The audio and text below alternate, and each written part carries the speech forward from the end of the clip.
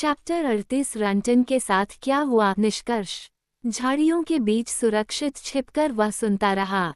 स्कूना को भागने में अभी पूरा 1 घंटा लगेगा, फिर भी वह लेटा हुआ सुन रहा था। उसकी रस्सी उसके बगल में थी, उसका दिमाग पिंजरे में बंद गिलहरी की तरह सक्रिय था। वे अटॉल की खोज करेंगे, वे झाड़ियों के बीच शिकार करेंगे, फिर भी वे उसे नहीं खोज पाएंगे। क्या वे उसे ढूंढ लेंगे? इस विचार से उसका अंधेरा मन आग उगलने लगा। उसके मन में लेगून में भागने, स्कूना पर चढ़ने, एक राइफल पकड़ने और स्थिति को बदलने के जंगली विचार आए। वो एक गोरा आदमी था, 100 कनक के लिए एक मुकाबला, अगर वो उनसे ऊपर पैर जमा सकता था। उसके हाथों में एक राइफल थी। इसमें वह सही था, क्योंकि उसने उन महिलाओं को मार डाला था जिन्होंने उसे सुरक्षित रूप से बांध रखा था। इसलिए उसके पास भाग्य के इस अंतिम हमले का सामना करने, खुद को मुक्त करने और हावी होने और नष्ट करने, अंत में अच्छा करने की संभावना थी।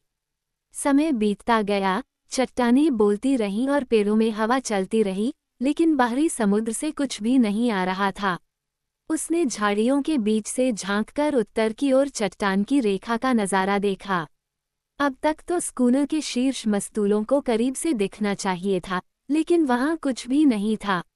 वह छिपकली की तरह झाड़ियों से बाहर आया, सीधा खड़ा हुआ और फिर सावधानी से ऊंचे मूंगे की ओर आया, जहां उसका दृष्टिकोण पोस्ट था। सचमुच हाथों और पैरों पर वो इंच दर इंच रेंगता रहा, जब तक कि समुद्र दिखाई नहीं दिया, और फिर वह और नहीं रेंगा।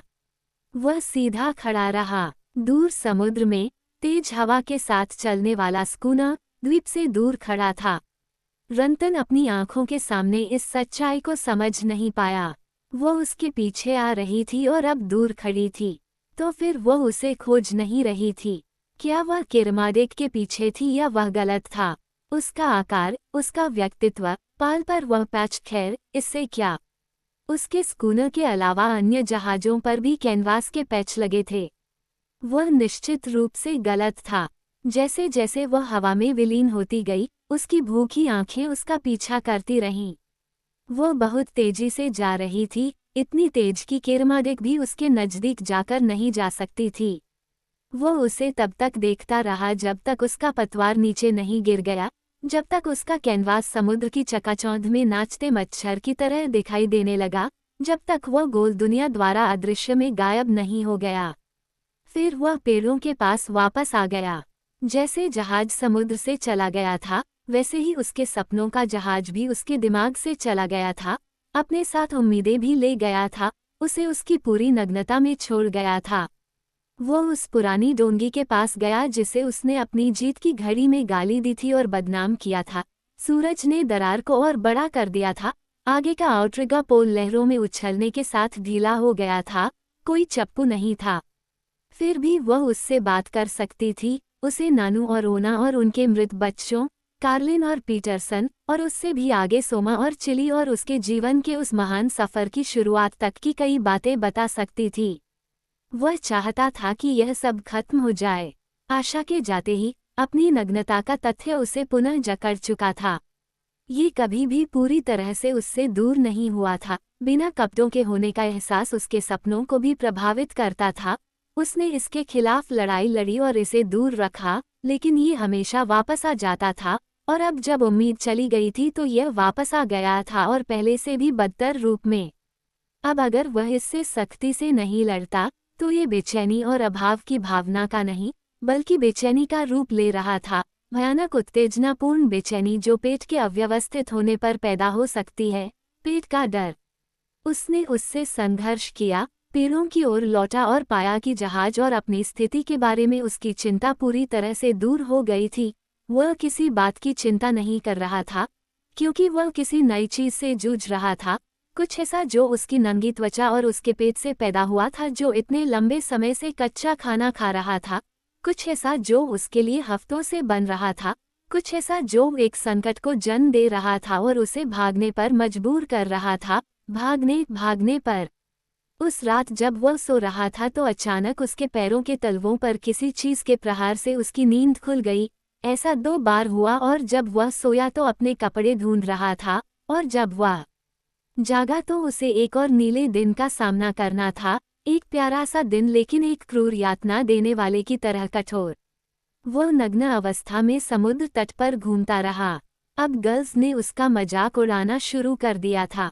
अब तक उन्होंने उसे बहुत अकेला छोड़ दिया था, उसके साथ बिल्कुल भी व्यवहार नहीं किया था, लेकिन आखिरकार उन्होंने उसे पहचान लिया था।